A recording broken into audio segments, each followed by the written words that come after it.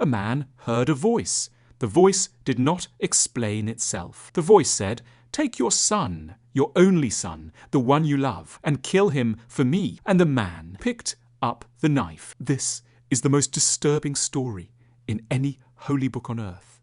And for 3,000 years, no one has been able to agree on whether the man passed the test or failed it. To understand why this story is so terrible, you have to understand how much the man had already lost and how long he had already waited. His name was Abraham. He lived almost 4,000 years ago in the country we now call Israel, though in his time it had no name and no borders, only tents and wells and the long flat distances between one patch of grass and the next. Abraham wanted only one thing in his life: a child. And for most of his life, he did not have one. His wife, Sarah, could not bear children. They grew old waiting. They grew very old. And then, when Abraham was 100 years old and Sarah was 90, long past the age when anyone is supposed to hope for anything, a son was born to them. They named him Isaac in their language. The name means he laughs, because when the voice first told Sarah she would have a child at 90, she laughed out loud. It was that ridiculous. It was that impossible. And then it happened anyway. So understand, this was not just a child. This was the child of 100 years of waiting. This was the one good thing at the very end of a long life. This was everything. And one night the voice came back. The voice that spoke to Abraham was the voice he had built his entire life around. It was the voice he believed had made the world. It was the voice that had promised him this son in the first place. And the voice said 3 sentences. I want you to hear them exactly as they are written, because the writer chose every word to twist the knife. Take your son, your only son, the one whom you love, Isaac. Notice what the voice is doing. It does not say take the boy. It says your son. Then it makes it worse. Your only son. Then it makes it worse again. The one whom you love. Then, last of all, as if to leave no possible room for misunderstanding, it says the name, Isaac, and then the command, go to the land of Moriah, take him up onto a mountain that I will show you, and there offer him up as a burnt sacrifice. Burn him on an altar as a gift to me. No reason was given. No explanation. No, because the voice that had waited 100 years to give Abraham this child now wanted the child back, dead by the father's own hand. And here is the thing that has horrified readers for 30 centuries. Abraham does not argue. This is the same man who, in an earlier story, argued with this very voice. To spare an entire wicked city, bargained, haggled, talked the voice down number by number. What if there are 50 good men? What if there are 40? What if there are 10? That man, the great arguer, the great bargainer, when the voice asks for his own son, says nothing. He gets up early in the morning and he saddles the donkey. The mountain was 3 days away. I want you to sit with that. If the voice had said, do it now, in the heat of the moment, in some fever of devotion, that would be one kind of horror, a fast horror. A madness. But it was 3 days. 3 days of walking, beside the boy he was going to kill, 3 nights of lying down to sleep, next to the boy he was going to kill, 3 mornings of waking up, looking at his son's face in the new light and choosing again to keep walking toward the mountain. He brought 2 young servants with him. He brought a donkey. He brought, strapped to the donkey's back, the wood for the fire, the wood he would burn his son on. And the boy walked beside all of it and did not know. Isaac thought they were going to worship. He had seen his father make sacrifices before, a sheep, a goat, a ram. He had carried wood up hills before. This was, to him, an ordinary holy errand with his father, whom he trusted more than anyone alive. On the 3rd day, Abraham lifted his eyes and saw the mountain far off, and he turned to the 2 servants and said something that scholars have fought over for 2,000 years. He said, stay here with the donkey. The boy and I will go up there to worship, and then we will come back to you. We will come back. Both of us. He says it as a plain fact. Was it a lie to keep the servants from stopping him? Was it a desperate hope? Was it a faith so total that he believed somehow against all reason, that he would walk down that mountain with his son still breathing? No one knows. The story does not tell us. And then the father and the boy walked up the mountain alone. Here is the detail that the writer placed at the exact center of the story, like a thorn pressed into the softest part of your hand. Abraham took the wood for the fire, the heavy bundle of split wood, and he laid it on his son's back. The boy carried the wood for his own death up the mountain on his own shoulders. He climbed toward the place he was going to die, carrying the very fire that would consume him, and he did not know it, and his father did. Abraham carried two things himself. In one hand, he carried fire. In the other hand, he carried the knife. He did not let the boy carry the knife. And as they climbed in the silence, the boy spoke. He said one of the most quietly devastating things in all of Scripture. "Father," he said, "here I am, my son." "We have the fire," said Isaac, "and we have the wood, but where is the lamb for the burnt offering? Where is the lamb?" The boy has looked around and noticed that something is missing from the ritual. There is always an animal. He cannot see the animal, so trusting, curious, not afraid at all, he asks his father where it is. And he is the lamb. He is the animal. He is asking his own executioner, with a child's simple logic, where the victim is, and the answer, the unspeakable answer. Is you? What does a father say to that? Abraham said, "God will provide the lamb, my son." And again, is it a lie? Is it a prayer? Is it the most desperate hope a human being has ever spoken aloud? God will provide? Maybe he is buying time. Maybe he is begging the sky, in the only words he can find, to please provide something, anything other than this. The story says simply, "And the two of them walked on together." Together. The writer says it twice in this scene.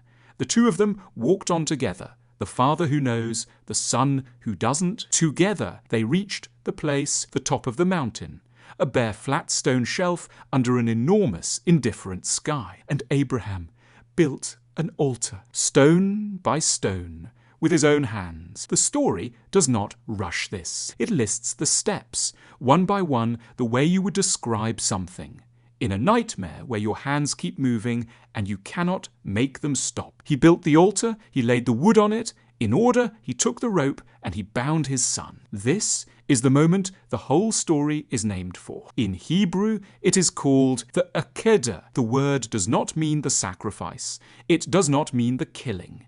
It means exactly the binding of Isaac, because somewhere in those steps, the boy understood. We are not told the moment. We are not told what his face did when his father came toward him with the rope.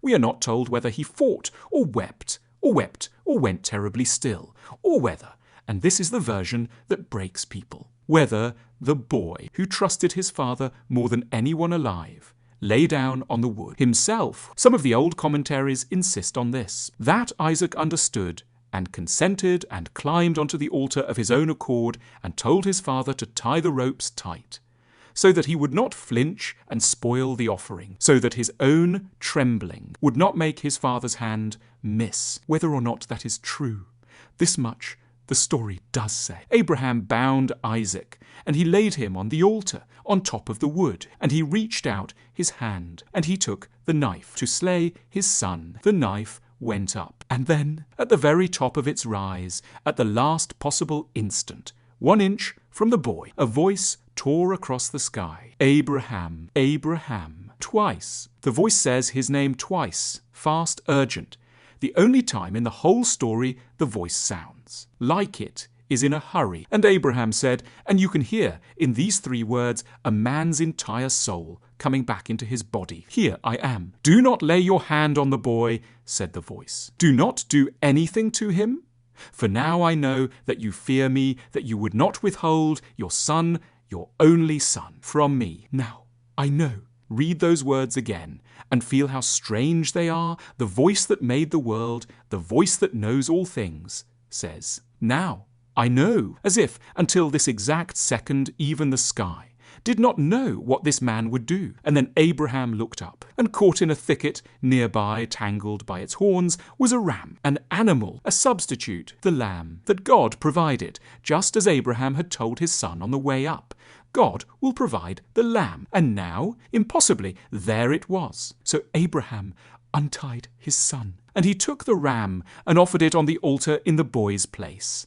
And the fire he had carried up the mountain burned an animal, and not a child. And Abraham named that place with a name that means roughly. The voice provides, or in another reading, on the mountain it is seen. So the boy lived, the knife came down on a ram, and not on a child.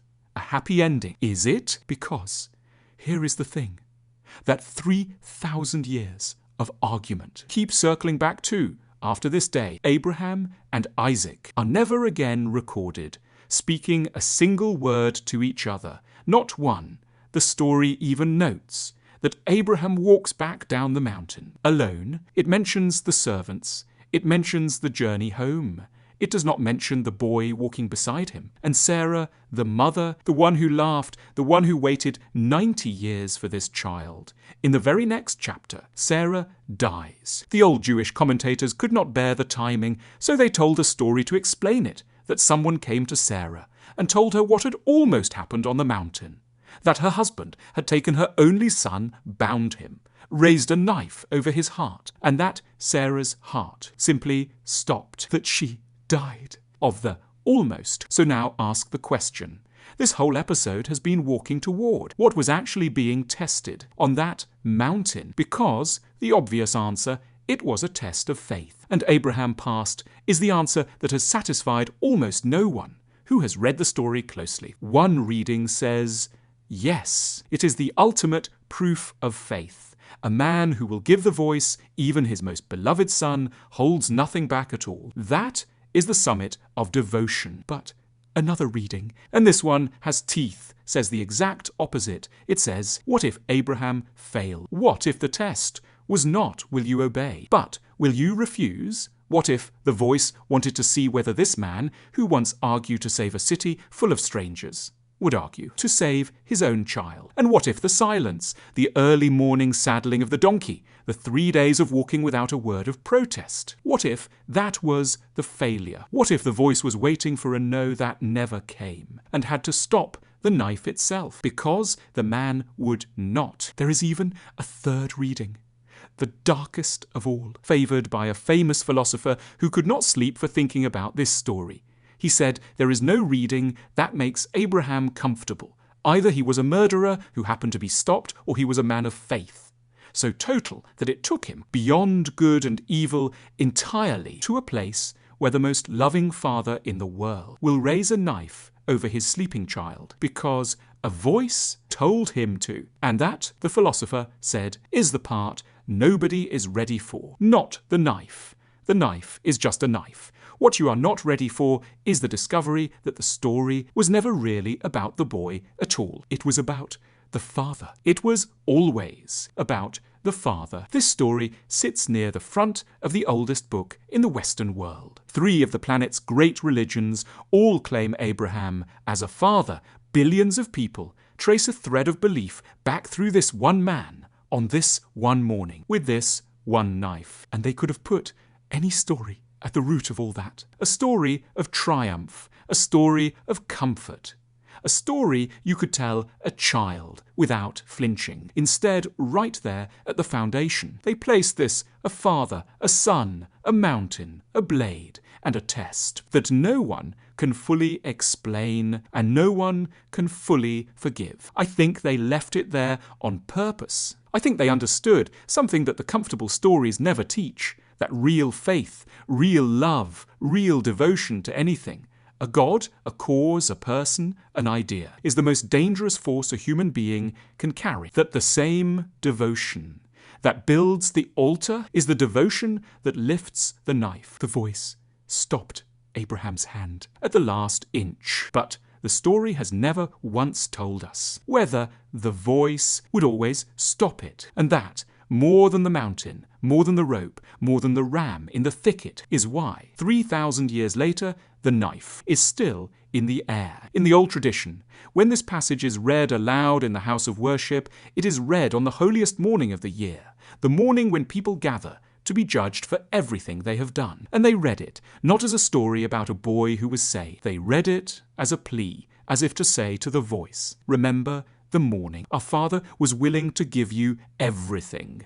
Remember the knife. He did not, in the end, have to use, and in the name of that mercy, be merciful to us, a whole people, every year, standing before the sky and pointing back up that mountain. Trust the story. Listen to it, pass it on, but never pretend you have finished understanding it, because the man picked up the knife, and so 1 inch from his son did the sky. If you want more parables from the world's storytellers, sacred and secular, the comforting ones and the ones that keep you awake, subscribe. Some stories were written to be answered. This one was written to keep you asking.